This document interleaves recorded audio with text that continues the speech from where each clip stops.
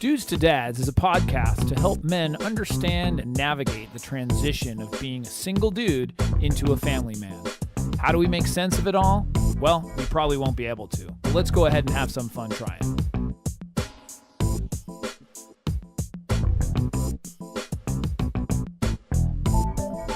And we are back. I'm Jason Kreidman. I'm Alan Bush. And this is Dudes to Dads, episode 80. 80. Alan. Wow. 80. We're octogenarians. I don't even know what that is. Person who is 80. Isn't that crazy? That is crazy. That's what almost a year and a half that we've been doing this. That's right. First, just thank you to everybody who supports us. Nobody's doing it financially, but I just mean the mental support, right? And people listening to us over and over. If they want to send money, they can. Yeah. We don't even have a tip jar on the website or anything like that. That'd be interesting. Donate. It's all self-funded, just because of passion. But no, we really do appreciate feedback and the things that people have said. I've just gotten recently some more comments, like even on our episode pages. There's people commenting. And it's really cool. It feels really good, and that's the way that's the reasons that we do this. Sure. And also self-serving that we get to learn about it ourselves. Yeah, exactly. As we move along. So part of the process. Yeah, and today's episode is no different about learning. It's teaching our children gratitude. Mm-hmm. 14 tips to help children be grateful. Okay. I compiled the tips, so it's not just copying off other people. I actually thought of some things myself. But prior to doing that and getting into the tips, there was an article, Huffington Post, the psychologist Jeffrey Froh. He's a professor, so he's smart. He's a smart guy. He's legit. Leading gratitude researcher.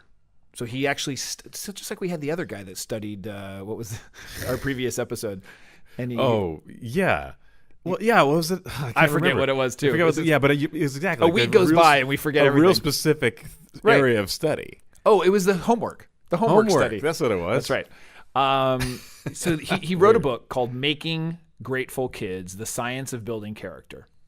So he created or talks about this thing called the culture of appreciation. And basically, in order to do this, we have to recognize three things, and this will help children become grateful. So the first one is the intent. So, that somebody else put me first. The person has to realize that somebody else put me first ahead of them. Right. The second thing is the cost. So someone gave something up for me in order for me to get something. And not necessarily monetarily. No, it's money, time, and anything like that. Right. And I'm going to give you an example. Okay. And then the third one is the benefit. So what did I get out of this? Okay. So an example might be you say to your child, hey, Rosemary, that was pretty nice of Sara to help you with your math when she knew you were struggling. Mm-hmm. So that was intent. Right. So you're telling the child, this person knew that you were struggling and as a result helped you. I can't believe she gave up soccer time to help you. Mm-hmm. So that is the cost. Right. So this other, this friend gave up her, and so the child will sort of see that, say, "Wow, she gave up her time to help me," and then as a result, how great that is to know, you now know your 4 times tables or whatever the math, could be, and that's the benefit. So you don't say intent, cost, benefit, or anything like that. Kids gonna but you're using this sort of 3-pronged approach, and he said over time, and he's done research that the children learn. They learn what this is about, and the fact that somebody is giving something up for them. They had a good intention, and then as a result, I benefited from this, and that produces that gratitude. It's sort of an organic way of producing the gratitude. Right. And this is something repetitive over time. So I just thought that was really interesting because when I was compiling, I wanted to know too. I feel like we're not always taught really well to be grateful. Right. I shouldn't say that. We are taught to say thank you and things like that, but really about being grateful in your life, about, for the things that you have and the people around you and those kinds of things. And it's not that we're not taught that. There's just not that much focus on that. Right. We're, especially in America, we're taught you're supposed to accumulate. Sure. get things and do things and all that. And so it's really interesting. And so this is something that I do want to be more involved with my kids, is teaching them that gratitude, because I know just as far as being a happier person in general, gratitude's a big part of that. For sure. Yeah. And doesn't you think that it has something to do with a natural propensity for that? Like empathy. We discussed empathy prior. Mm-hmm. And so being grateful a lot of times is because you're aware of what the sacrifices are, kind of innately, So I do agree. Well, do you think it's innately? I mean, that's the thing. No, but I'm wondering if there is some people can pick up on that faster than others, what I would imagine is the case. Yeah. Because it's just some people have a natural gift of kind of understanding things differently or being sensitive to people. Based on like what the stuff we're going to discuss, is it that they saw this being done? Right. So they emulate and they copy, because the fact is that their parents or whoever they were around showed gratitude. Yep. Was always like, wow, thank you so much for doing that. Or, you know what, I really appreciate that. Or however, Nature versus nurture. Yeah. So I'm sure it's a combination. Yeah. But, we're a product of our environment as well. For sure. So I wanted to go over, like I said, there's 14 tips. We can talk about these a little bit. This is, to help children be more grateful and things that we can do. So the first one, and we do this when, kids are very little, is just simply teaching them to say thank you. Sure. And you see that from a very little, what do you say? Yeah. Thank you. Now, we sort of just say it, I think, without the meaning behind it. Mm-hmm. So sometimes, like as a parent, it might be important to say, Billy just gave that to you. What do you say for him because he did that for you? That, like, I think you have to explain it sometimes. It's not just, what do we say? Right. Yeah. What do we say? What do we say? Well, thank you. Yeah. Yeah. I mean, when they're real little, that's what happens. Yeah, but I think it's always nice to hear younger children, saying please and saying thank you. And they start adapting, I think, by process of doing it, they understand that that's what it means. Yeah. Like just by, maybe at first they don't know why, but then eventually they kind of get used to it. Yeah. And that's the point, I think, of these is they're not going to happen overnight. Right. Yeah. This is a long, saying, thank you for giving birth, Mom. Right. This is a long-term process. Yeah. So the second thing, even kind of along those lines, is having them write a thank you note. So not only just saying it, but actually sitting down, if they can write, or color a picture or something. Now I can tell you this is hard as a parent to like sit down and do that, because like you have a birthday party and there's 25 kids and you're like, okay, we need to write thank you notes, because you even probably didn't enjoy it either. No. But it's something that's like you just should do it. You know? Or now people use email, like an Evite or something, and just say thank you. But it is funny when you go to a birthday party, and it often happens with young kids, and like you say to the parent, please don't worry about sending a thank you card, because it's a pain. It's like, you're not on Facebook very much. So when people have a birthday, you get all these birthday, happy birthday from everybody that's in your network. Right. And some people will go through the trouble of saying thank you to everybody. I do not. I'm like, well, I just maybe send do you like it at the end. Yeah, so everyone has a like thing. At the end of the day, I'll be like, thank you for everyone who wished me happy birthday. If they were paying attention, thank you. Right. It's like, well, 600 people saying thank you, happy birthday. It's like everyone I've ever known since childhood is on Facebook. I heard you, or somebody's connected to somebody else. Exactly. Well, yeah. No, but the idea of, thanking somebody. It's funny, the other day I got a thank you, and it's like I did a thank you of a thank you. I have a tendency to do that. I'm a last word guy. Yeah. Somebody said thank you for something I did. I'm like, oh, well, thank you for thanking me. It doesn't make sense. I really appreciate that. So a third one, you can read books or poems about gratitude, because if you're going to be reading, and there are books, a lot actually. I went on Amazon and just typed in gratitude books for kids, and there's a ton that come up.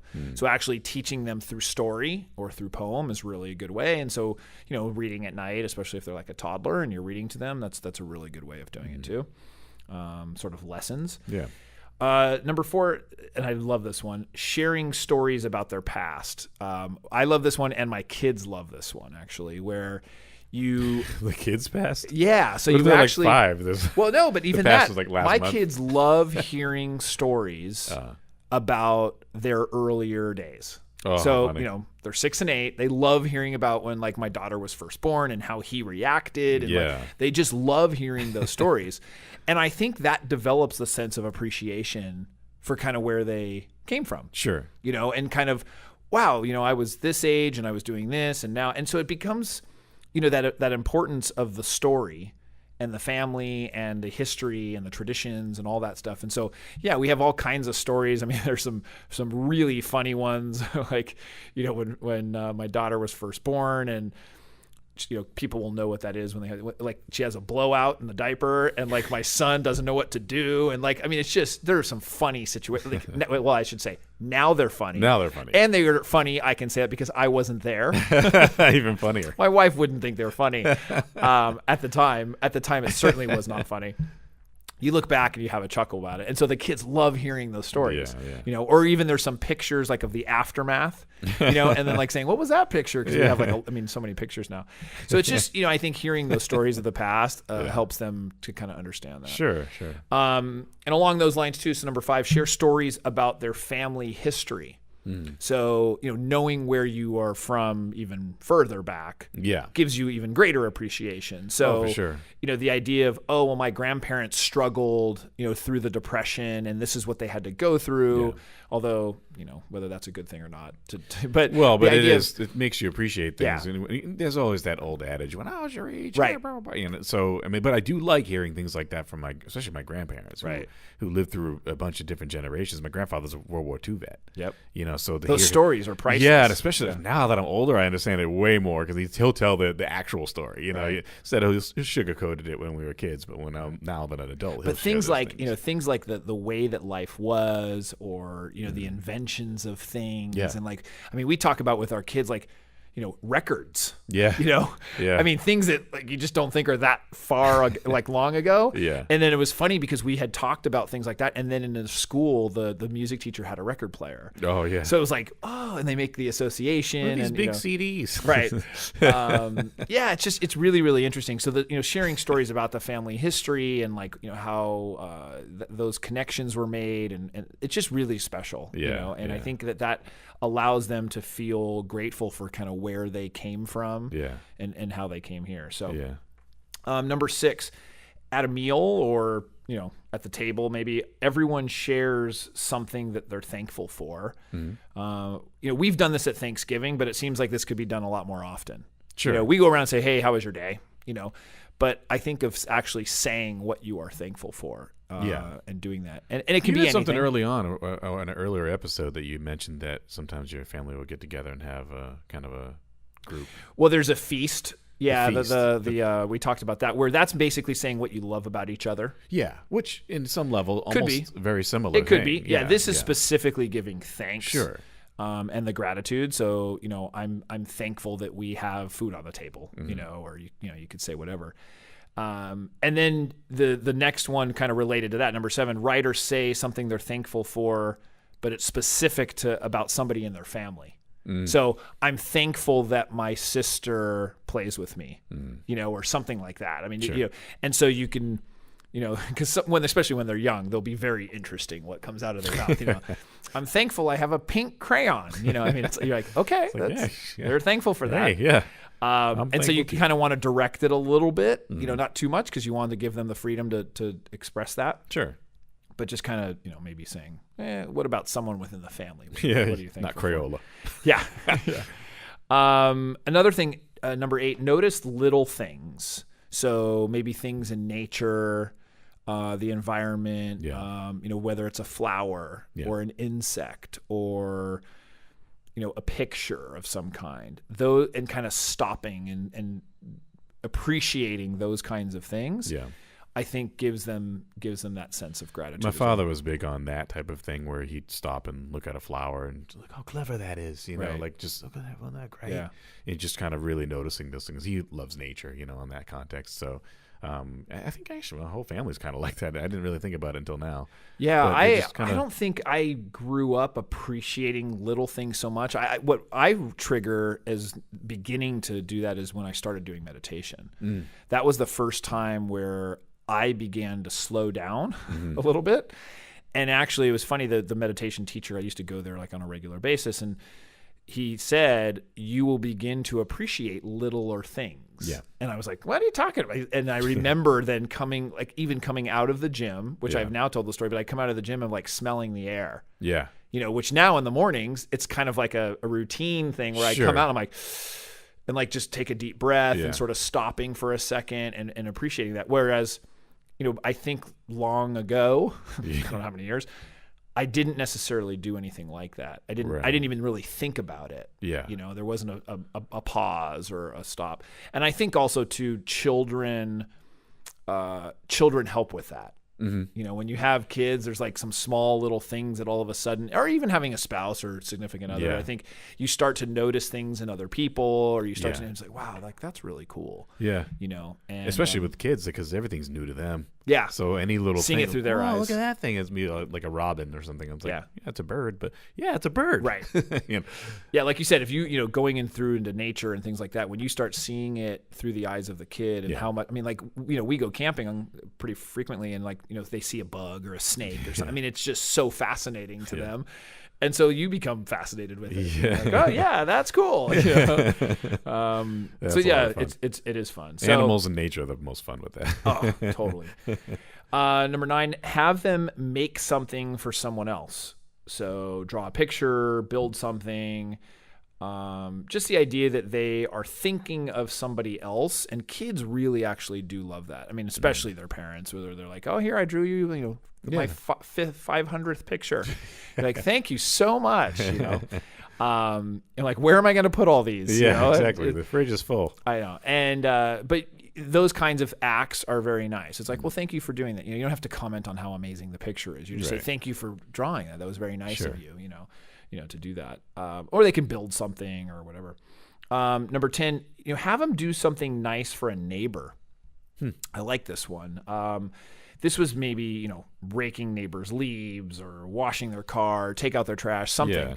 I know, we're lucky. We live in a neighborhood where we have such friendly neighbors, and they often do things for us and other people.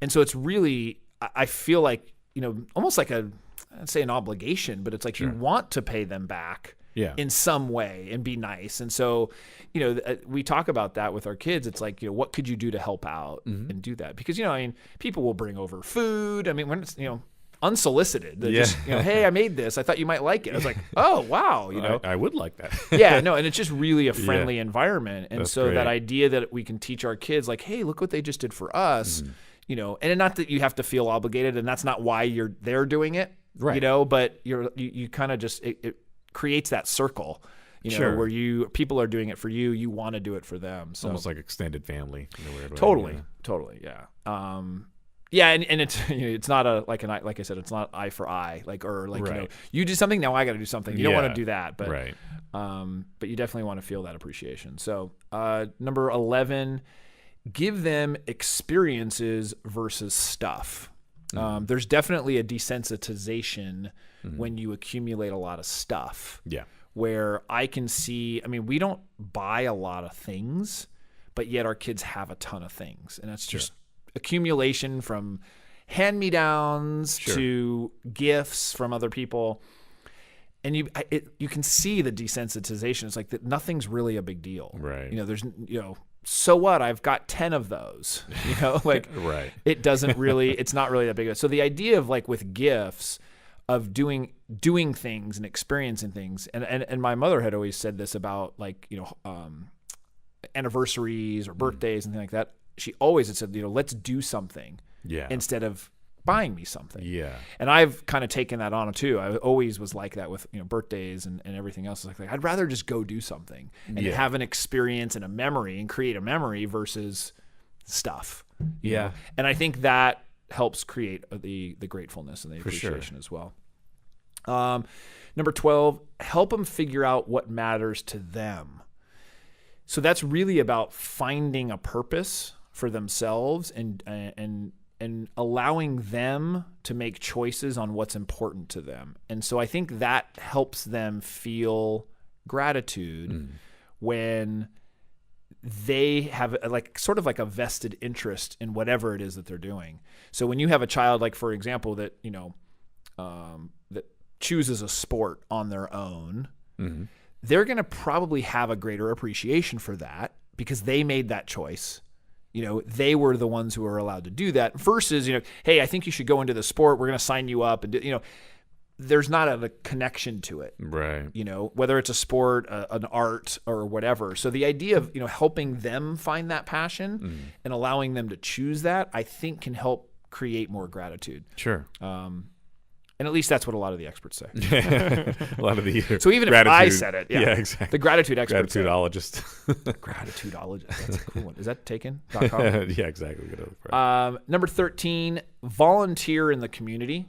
And that's a given. Sort of giving back to the community. The idea of feeling grateful for what you have, and as a result,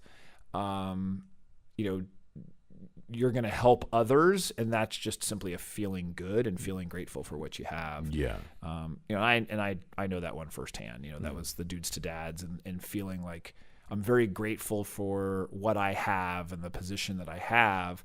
And I think doing that makes me feel even more grateful. Yeah. Well, and like you just alluded to or just mentioned, that was the impetus for you starting Dudes to Dads as the meetup group. Right. And really the impetus for this podcast. Yeah. But originally it was the meetup group. And that's like I said, we're not getting paid. We're not getting paid. You wanted to give back to the dad community because Right. what you learned and what your experiences were, and you were still going through. Yeah. But you had a different insight and knowledge to it. And so therefore you gave back to dads, and you found that there's no question that doing this makes me much more grateful for my family and my children and my wife and all of that. It's you're reminded a lot of kind of reasons why you do all these things, and also how to make them better or easier. Sure. That's, like I said, the self-fulfilling prophecy of I get to learn all this stuff. Yeah. And then also help people in the process. So right. It's pretty cool. Yeah. And the final one, which is by far the most important, is leading by example. Yes. So a huge one. Yeah, monkey see, monkey do. We talk about this with everything. It's you cannot teach a child gratitude if you are not doing those things yourself. Same thing with everything. Don't eat sugar, and then you go and eat sugar. Yeah, empty a pack in your mouth. It's really important that you exercise, and you're saying that from the couch. So go outside and play while Daddy watches TV. Yeah, it just, you have to lead by example. Yeah. And they're going to see it, and they're going to know it. And so the fact is that if you are helping the community, if you are the one being nice and helping neighbors, if you're the one who's, doing something for other people, writing thank you notes, the way that you speak to others and being gracious and saying thank you and all that, they're going to do that too. Right. They're going to pick up on that. So that's an important thing. For sure. How do people get in touch with us? Podcast at dudestodads.com, or Twitter at dudestodads, Facebook dudestodads.com, and any other channel. YouTube. Yeah, we've got our YouTube. We're on channel. YouTube. Subscribe to YouTube. As a matter of fact, go to either YouTube and especially go to iTunes and Stitcher. Subscribe. Both of those. Hit subscribe. Leave some comments. That helps kind of perpetuate the system here, and we feel good when you do it. I told you we had quite a jump in our listenership. Listenership, isn't that I think that's right. I like to create words. Our listenership apology. We had quite a jump over the last 2 months. That's great. And granted, we're on our 80th episode, Yeah. so now there's a lot of content going out. Picking up there. steam. Yeah. So thank That's you great. once again. Thanks everybody for doing that. International crowd as well. We'd love to hear from those of you outside of the U.S. It's just great to hear the different perspectives and different things. So Yeah. I'm always curious about that. I know. Yeah, we have to address that. It's very, when you create something like this too, you're essentially speaking to yourself. Sure. Yeah. I mean, that's the easiest way to do it and the Yeah. most real and such. Is, when I am talking, I'm talking about the things that I experience and that I know. So it's hard because there's so many other people out there that aren't the same. Right. They have different life circumstances, different situations, different, ethnic, all kinds of stuff. Yeah, where they're exactly. from, their backgrounds. So it's hard. You want to try to relate to as many people as possible, Sure. but at the same time, there's a niche in which to keep it the most authentic, you can kind of only talk about what you know. Sure. Yeah, exactly. So I can't really, talk too much about what I don't know. Right. Yeah. Then I wouldn't know it. Who's on first? So, with that, thank you, Alan, as always. Thank you. And we will see you next week. See you next week.